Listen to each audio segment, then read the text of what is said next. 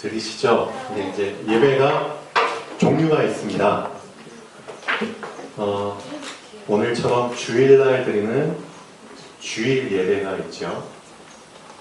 그리고 또 평일날 여러분들이 혼자서 드리는 또 평일 예배가 있습니다. 다 중요합니다. 다 중요한데 하나님께서는 어떤 예배에 더 큰 의미를 두고 계실까요? 하나님께서는. 자, 여러분은 어떻습니까? 어떤 예배에 더 큰 의미를 두고 있습니까? 평일 같은 경우는 저를 포함해서 다 각자의 일터가 있잖아요. 맞죠? 직장이 있고 또 가서 뭔가 해야 되는 그런 곳들이 있습니다. 근데 이제 그런 시간을 비워두고 잠깐 하나님께 집중할 수 있는 그런 시간들을 갖죠.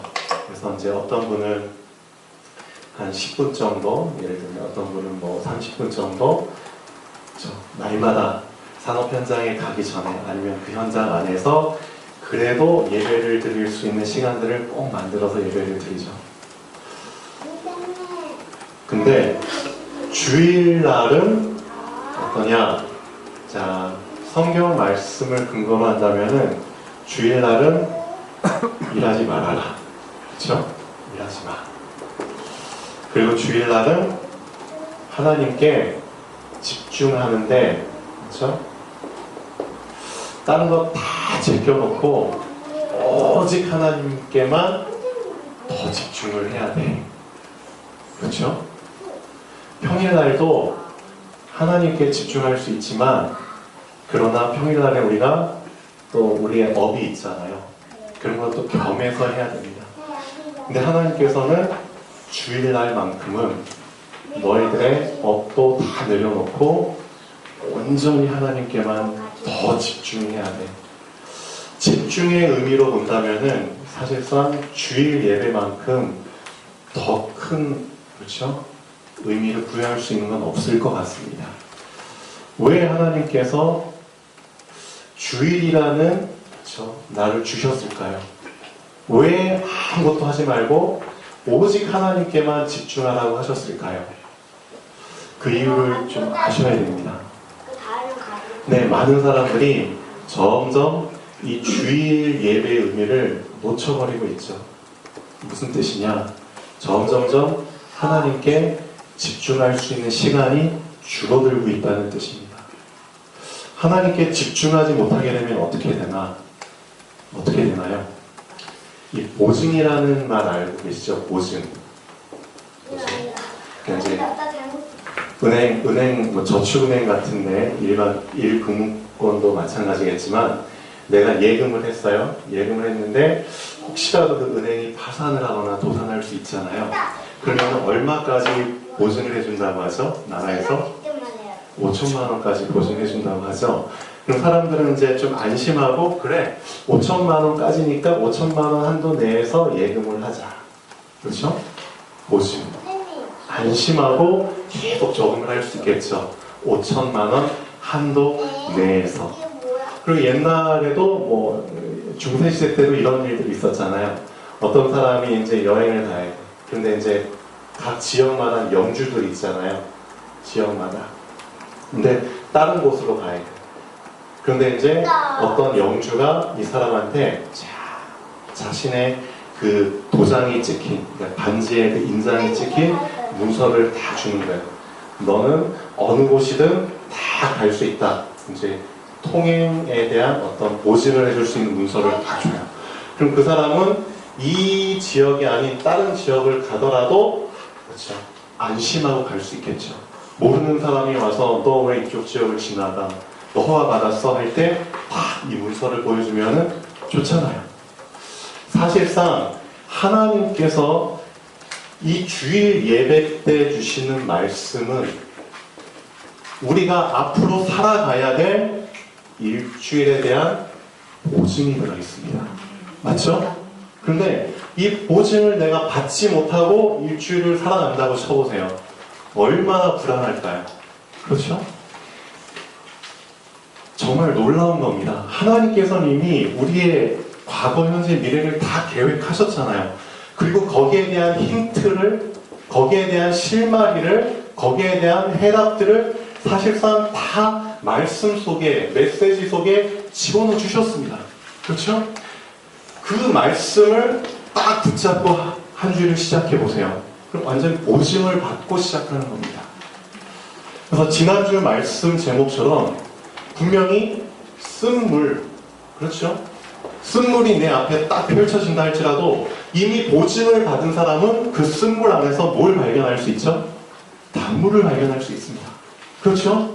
근데 말씀을 받지 못한 사람은, 보증을 받지 못한 사람은 쓴물 속에 단물이 보이지가 않는 거예요. 그럼 방황할 수밖에 없죠.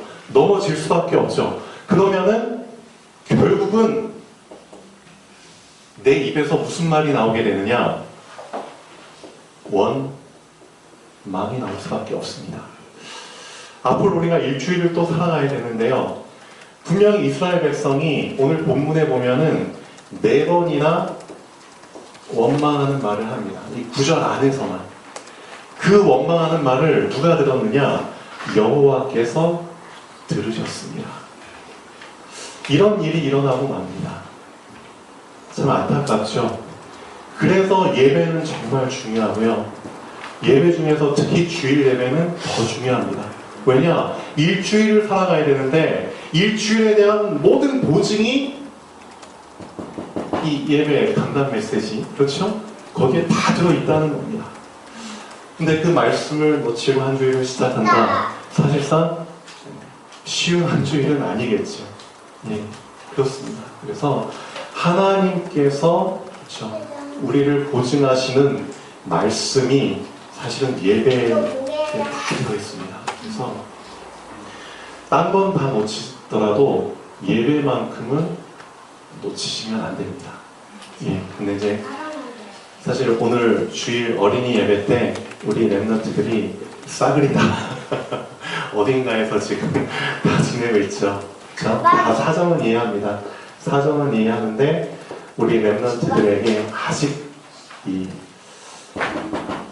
보증이라는 의미가 아직은 많이 부족하구나. 그런 부분들을 좀 많이 확인을 하게 됩니다. 근데 랩런트들은 아직 어리기 때문에 그렇다 치더라도 우리 어른들은 이 부분을 절대 놓쳐서는 안 되겠죠. 맞죠? 자, 제가 한 가지 좀 깜짝 놀란 게 같은 신앙인끼리 얘기를 하는데도 어떤 부분에 제가 깜짝 놀라냐면 이 사람이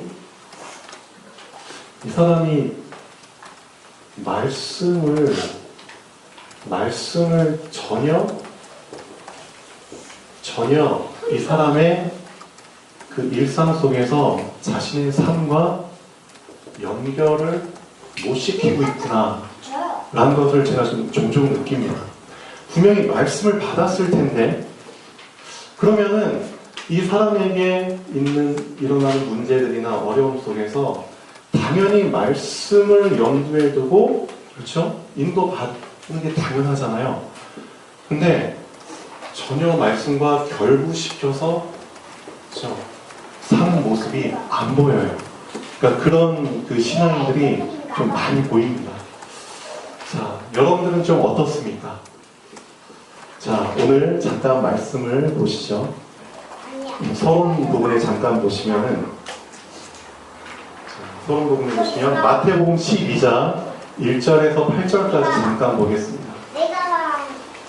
마태복음 12장 1절에서 8절까지 보면은, 자, 우리가 붙잡아야 될 부분이 나옵니다.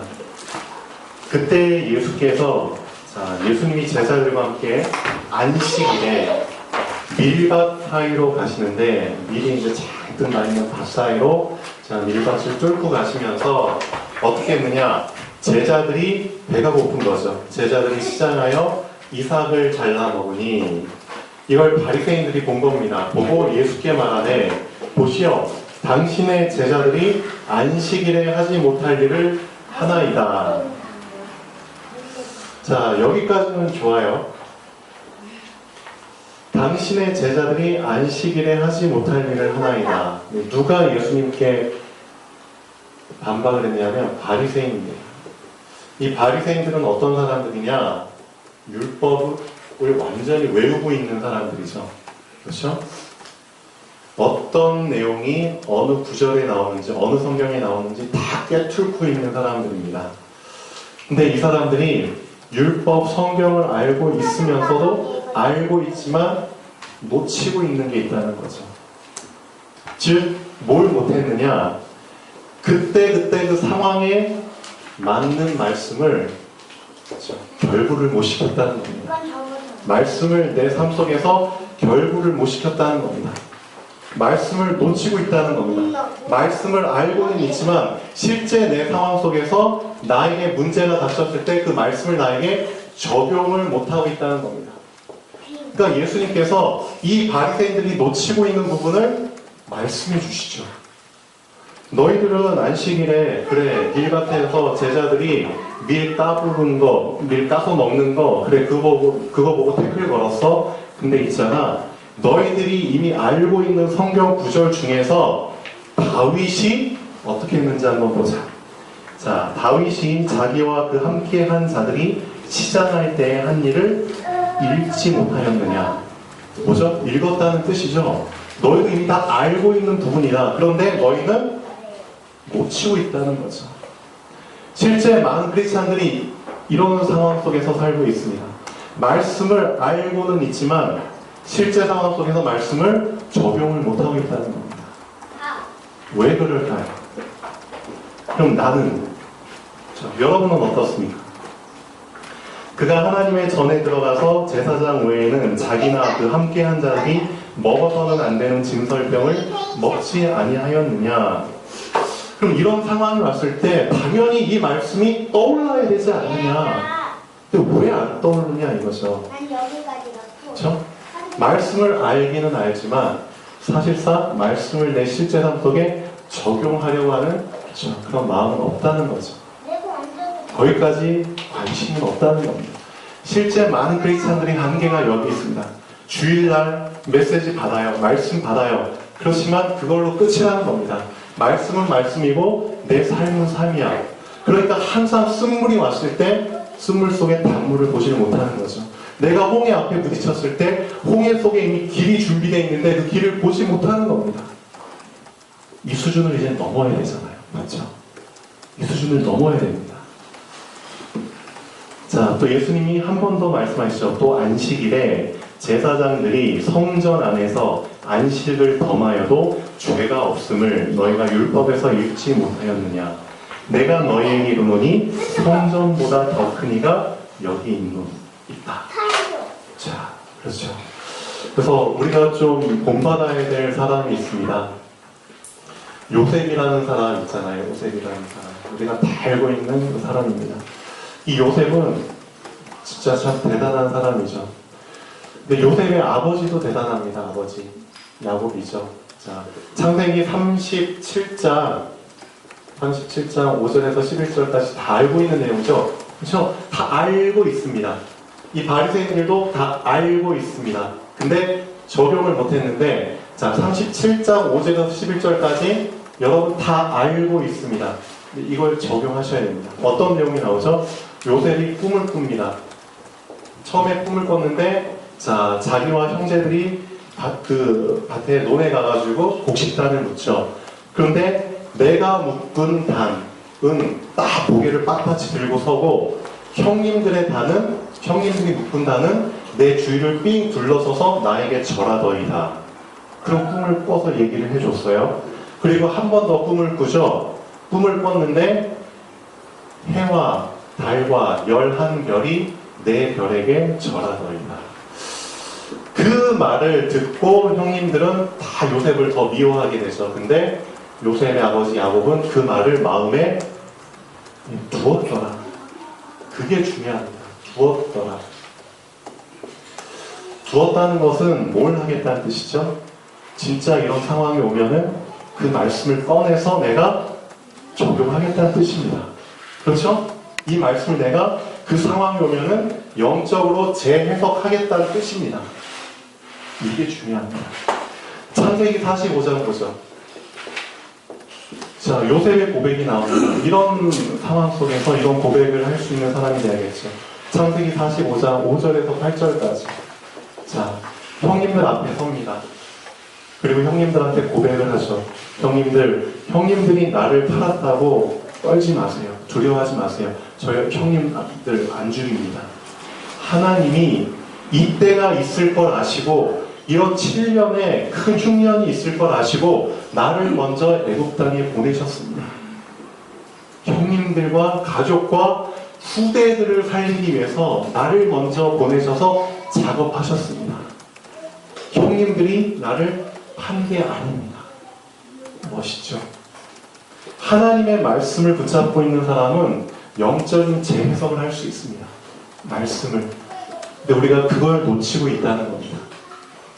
자, 오늘도 사실상 그렇습니다. 오늘 말씀도 포인트는 그겁니다. 자, 결론 먼저 보시죠. 나에게 주시는 말씀으로 좀 받으면 좋겠습니다. 이스라엘 자손이 크게 놓친 것이 있습니다. 근데 우리도 그걸 놓칠 수가 있다는 거죠. 뭘 놓쳤느냐? 자, 광야에 들어왔어요. 광야에 들어와서 이제 광야를 지나야 됩니다. 광야를 지나쳐야 됩니다. 근데 광야에는 먹을 것이 없어요. 마실 것도 없어요. 편하게 잘 곳도 없어요. 그렇죠? 너무나 안 좋은 조건이에요. 사람도 살지 않아요. 그렇죠? 살 수 없는 곳이에요. 근데 광야길을 지나가야 되는 거리입니다. 뭐 한 일주일로 직선거리로 하면은 이제 가나안 땅 갈 수 있는 거리라고 하죠. 일주일도 어떻게 보면 꽤 큰 거리입니다. 자, 그런데 이 광야길에 들어서고 나서 이스라엘 자손들이 실제 이런 문제에 부딪혔잖아요. 근데 뭘 놓쳐버렸느냐? 광야에 들어서기 전에 본인들이 어떤 삶을 살았는지, 어떤 상태였는지, 그걸 놓쳐버린 겁니다. 아, 광야에 들어오기 전에 우리는 애굽에서 살았어. 그렇죠? 어떻게? 노예로 살았어. 종으로 살았어. 그렇죠? 자유가 없었어. 그렇죠? 시키면 시키는 대로 해야 되는 그런 삶을 살았어. 그런데 하나님께서 10가지 기적을 통해서 우리를 건져주셨어. 그런데 더 엄청난 거는 아예 애굽에서 더 이상 우리를 쫓아오지 못하도록 완전히 씨를 말려버렸어. 어디에서? 홍해에서. 애굽의 모든 군인들을 다 수장시켜버렸어. 더 이상 애굽에서 따라올 거라고 두려워할 필요가 없어. 우리 눈앞에서 모든 애굽 군인들이 수장되는 걸 봤어. 그걸 거치고 광야에 들어선 거야. 근데 이스라엘 백성들이 뭘 놓쳤느냐? 광야는 광야고 애굽은 애굽이야. 완전히 광야와 애굽, 광야와 이 홍해를 별개로 생각해버린 겁니다. 별개로. 이게 이스라엘 백성뿐만 아니라 지금 살고 있는 많은 크리스찬들이 겪고 있는 큰 실수입니다. 내가 받은 구원, 그 구원을 별개로 생각해버리고 내 앞에 광야와 같은 어려움이 왔을 때, 그렇죠? 그 구원을 놓쳐버리고 홍해의 기적을 놓쳐버리고 여호와께서 뭘 들으셨습니다? 너희가 원망하는 것을 들으셨습니다. 지금 이게 현대 살고 있는 많은 우리 크리스찬들의 수준입니다. 여러분은 어떤가요? 자, 결론 잠깐 보시죠. 이스라엘 자손이 크게 놓친 것이 있습니다. 애굽의 10가지 기적과 홍해의 기적과 또 광야의 여정. 이거는 절대 별개로 생각해서는 안 됩니다. 애굽의 기적과 홍해의 기적이 있었기 때문에 광야에 들어선 것입니다. 맞죠? 애굽의 기적과 홍해의 기적이 없었으면 광야에 들어갈 수도 없습니다. 광야에 들어간 그것은 애굽과 홍해를 거쳤기 때문입니다. 그렇죠?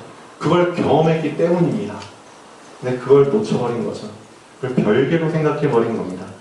애굽과 홍해의 기적과 지금 광야의 여정을 별개로 생각하면 어떻게 되느냐?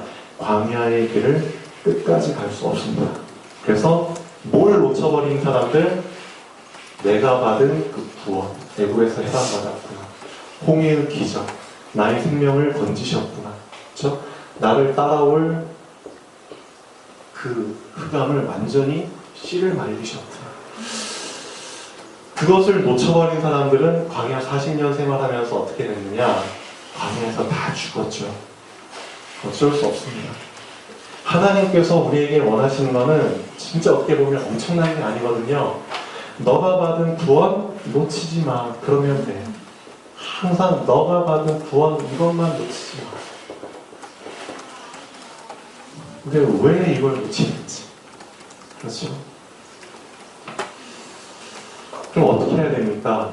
자, 두 번째 결론 보시죠. 그래서 이게 필요합니다. 접붙임. 접붙임이라는 그 단어가 성경에 어디에 나오냐면 로마서 11장에 나옵니다.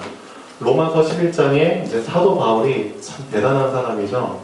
접붙임이라는 단어를 사용해서 자, 우리를 설명해 줍니다. 너희가 돌 감람나무야. 그렇죠? 근데 참 감람나무에 접붙임이 됐어. 근데 한번 생각해 보시죠. 자, 이렇게 나무가 있는데 여기 떨어져 있는 나뭇가지를 딱 붙였어요. 딱 붙이고 나서 떼면 어떻게 되죠? 떨어지죠. 딱 갖다 댔는데 손 놔버리면 어떻게 되죠? 떨어집니다. 맞죠? 그럼 이거 계속 붙어있게 하려면 어떻게 해야 되죠? 실제 농장에서 이런 거 하시는 분들, 예, 이거 단단히 감아줘야 되죠? 떨어지지 않게 단단히 고정시켜야 된다. 고정. 그렇죠?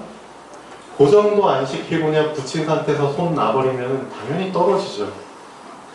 단단히 고정시켜야 됩니다. 언제까지? 여기가 완전히, 그렇죠? 연결될 때까지. 그리고 나서 어떻게 해야 되죠?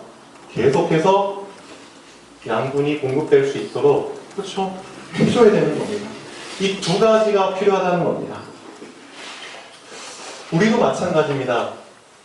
우리가 구원받고 접붙임 됐잖아요. 그러면은 진짜 광야 생활하면서 저 하나님께 원망하는 그런 거 없어야 되잖아요. 없애려면은 두 가지를 해야 된다는 겁니다. 그렇죠? 계속 고정될 수 있도록, 그렇죠?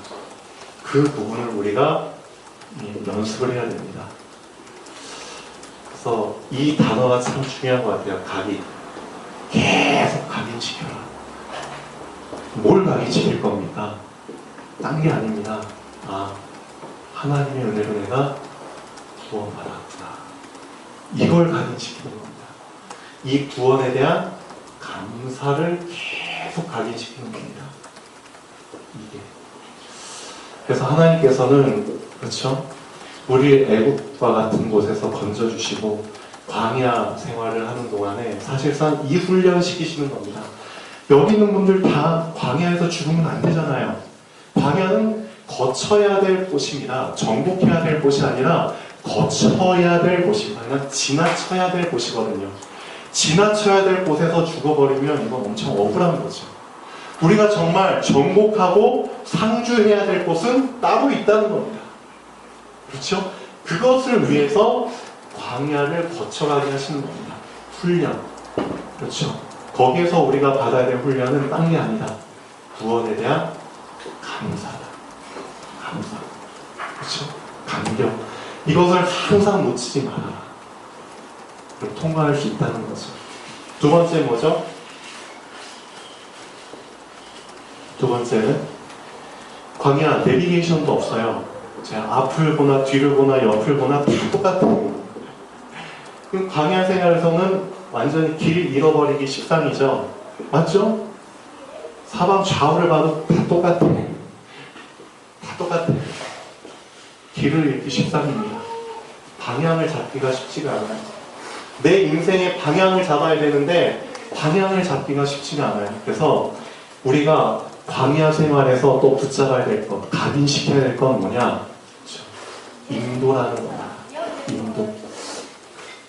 내가 나를 인도하는 것이 아니라 하나님의 말씀이 나를 인도하는 겁니다. 그렇죠? 그것을 각인시키는 겁니다. 구원에 대한 감사와 말씀이 계속 각인되고요. 즉 말씀이 가면 가고 말씀이 서면 서는, 그렇죠? 말씀을 흐름이라고 하잖아요. 말씀을 강물에 비유하잖아요. 그렇죠? 강물은 흐름이 있습니다. 그렇죠? 그 말씀의 흐름을 탈 수 있도록 훈련을 시키는 겁니다. 하나님께서. 크게 두 가지입니다. 우리가 지금 광야 생활을 가고 있거든요. 내 것으로 만들어야 될 큰 두 가지. 구원. 그렇죠? 여기에 대한 감사. 두 번째, 말씀. 말씀의 인도. 그렇죠? 말씀의 순종. 말씀의 흐름을 타는 것. 그래야지 길을 안 잃어버립니다. 이걸 타게 되면은 내가 어떻게 되느냐? 변하게 됩니다. 내가 바뀌게 됩니다. 신기하죠? 내가 치유받게 됩니다. 실제 치유가 일어납니다. 가짜 치유가 아니라 내가 봐도 내가 변했다는 게 인정될 만큼 실제적인 치유가 일어납니다. 놀랍죠? 그리고 나중에는 어떻게 되느냐? 결국 가나안 땅에 입성하게 됩니다. 하나님이 진짜 원하시는 그 목표, 목적지에 다가가게 됩니다. 그렇죠. 그래서 여러분께서는 지금 어떤 시간이 필요하느냐? 집중하는 시간이 필요합니다. 예배에 집중하고, 그렇죠? 평상시에도 하나님께 집중할 수 있는 그 시간을 꼭 만들어야 됩니다. 그 집중하는 시간을 통해서 두 가지를 계속 내 것으로 만드세요. 아, 구원받았다. 그렇죠? 내가 받은 구원과 지금 내 앞에 있는 상황은 별개가 아닙니다. 그렇죠? 구원받았기 때문에 어쨌든 내 앞에 다 다가오는 상황들입니다. 그렇죠? 내가 받은 구원. 그렇죠? 그 다음에 말씀. 이 두 가지를 항상 집중할 수 있는 시간을 만드셔야 됩니다. 근데 이것을 놓쳤을 때 사실상 이스라엘 백성들의 원망이 똑같이 나에게도 나오겠죠. 접붙임이 금방 온전하게 되는 것이 절대 아닙니다. 접붙임이 온전하게 될 때까지 두 가지를 하셔야 됩니다. 지속적인 단단한 고정과 꾸준한 양분의 공급. 그렇죠? 지속적인 단단한 고정, 꾸준한 양분의 공급. 이스라엘 자손이 노예 생활하던 애굽에서 받은 그 구원의 은혜가 완전히 접붙임이 되어야 가나안 땅을 정복할 수 있습니다. 광야는 완전한 접붙임을 위한 꼭 필요한 코스입니다. 그래서 오늘 말씀을 통해서 이 단어를 꼭 붙잡으시면 좋겠습니다. 맞다. 접붙임. 이 접붙임이란 단어를 내가 너무 가볍게 생각했구나. 그냥 딱 붙이면 붙는 줄로 알았는데 그게 아니었구나. 온전한 접붙임. 그래서 포도나무와 그렇죠? 접붙임의 가지가 완전히 하나가 되기 위해서는 그렇죠? 이게 필요하구나. 내 체질이 금방 바뀌는 게 아니라는 거 아마 아실 겁니다.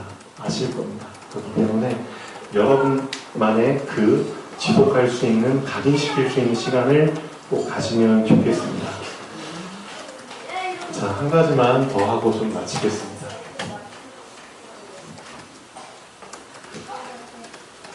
전도라는 거를 좀 말씀을 드리고 싶은데요.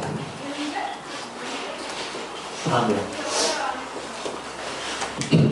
어제 제가 오전에 이제 토요일이잖아요. 근데 이제 첫째 주, 둘째 주는 이제 제가 진료하러 갑니다. 근데 이제 토요일은 좀 가벼운 마음으로 가죠. 왜냐면은 이제 오전 진료만 하면 되니까. 그래서 9시부터 한 12시까지 한 3시간만 진료하면 되니까 가벼운 마음으로 갑니다. 근데 예전에는 이제 환자분들이 그렇게 많지는 않았어요, 토요일에. 그래서 이제 좀 약간, 좀 가벼운 마음으로 널널하게 진료를 했는데, 어제는 좀 이제, 진료에서 한 1시 가까이 돼서 끝났습니다. 근데 이제 좀, 일을 뽑은 환자분들, 뭐 어떤 치료하는 환자분들이 있는데, 체어가 3개예요. 이제, 오셔서 아시겠지만, 이 환자분들 눕는 의자가 3개입니다. 근데 이제 어떤 환자분 이제 치료를 했는데, 이제 잇몸 치료를 했는데 피가 안 멈추는 거예요.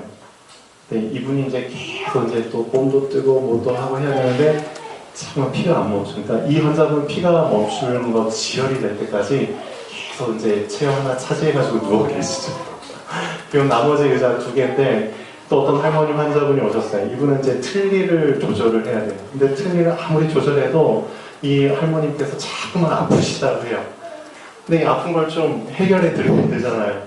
그러니까 이 할머님도 계속 이제 여기 누워서 틀니 조절을 해야 돼. 근데 뒤에 기다리는 환자분들은 계속 와. 그러니까 이 체어 하나를 가지고 계속 돌리는 거예요. 또 이제 어제는 우리 집사님도 검사님도 오시고 또 하셨죠. 근데 그래서 이제 좀 보셨을 텐데, 그래서 제가 좀 어제는 좀 많이 피곤했습니다. 좀 많이 진이 빠져서 참 좀 힘들더라고요. 그리고 나서 이제 차에 올라타서 이제 딱 가죠. 아, 벌써 1시 정도 됐네. 아, 빨리 집에 가서 쉬고 싶다. 좀 쉬고 싶다, 눕고 싶다. 아, 밥도 다 필요 없어. 근데 주아엄마한테 전화가 왔어요. 지금 교회에 이제 애들이 그래도 랩런트 애들, 우리 11남매 애들이 와 있대요. 그래서 이제 아이들 좀 일찍 왔는데 아이들한테 이제 말씀을 전해줘야 되잖아요. 근데 그러면 당신이 올 때까지 내가 이제 좀 애들을 맡아서 우선 말씀 전하고 있겠다.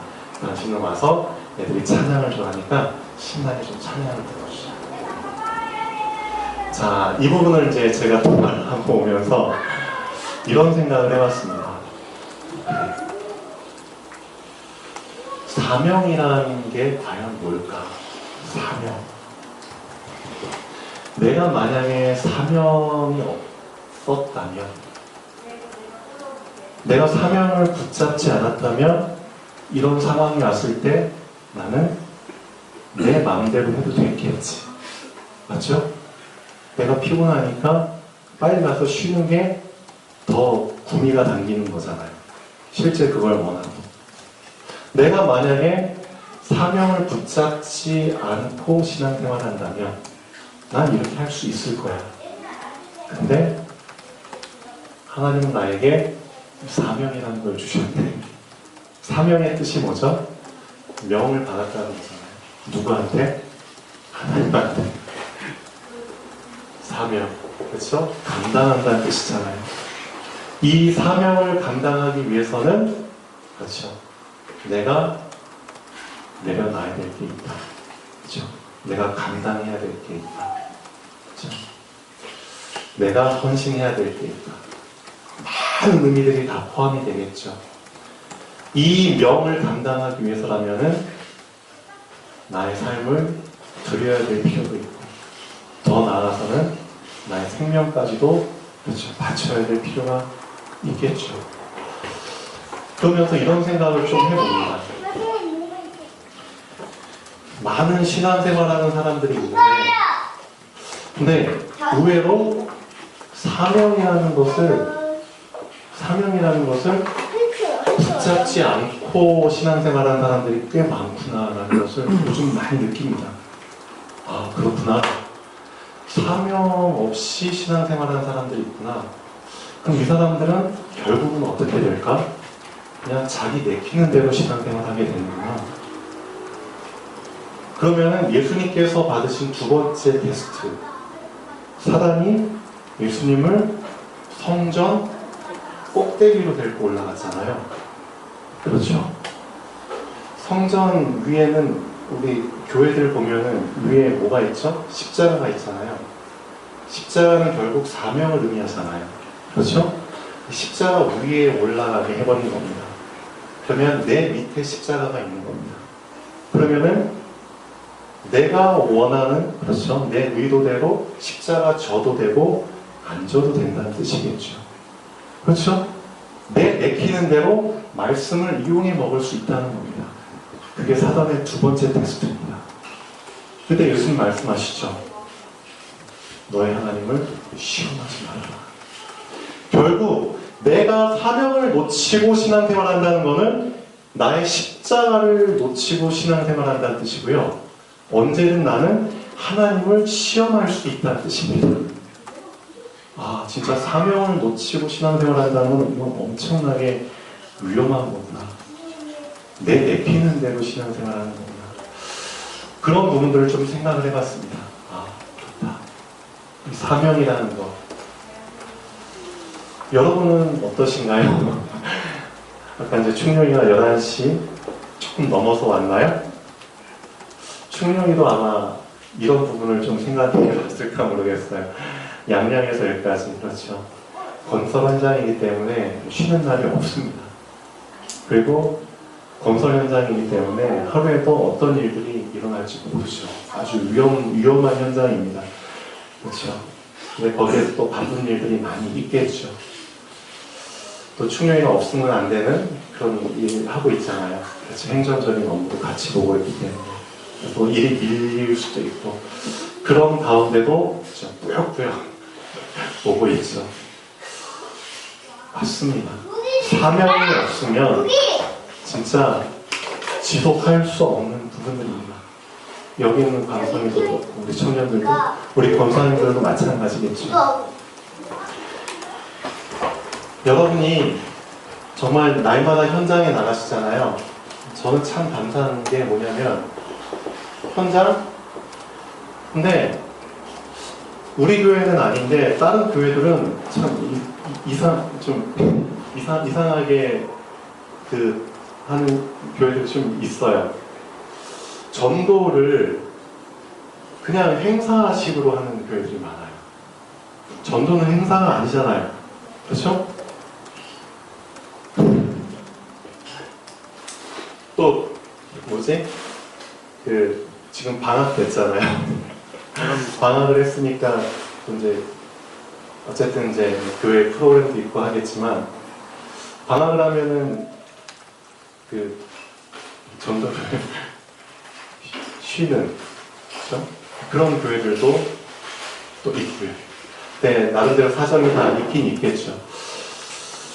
그래요. 어떻게 보면은 제가 좀 드리고 싶은 말씀은 많은 교회들 안에 점점점 사단은 뭘 놓치게 만드느냐?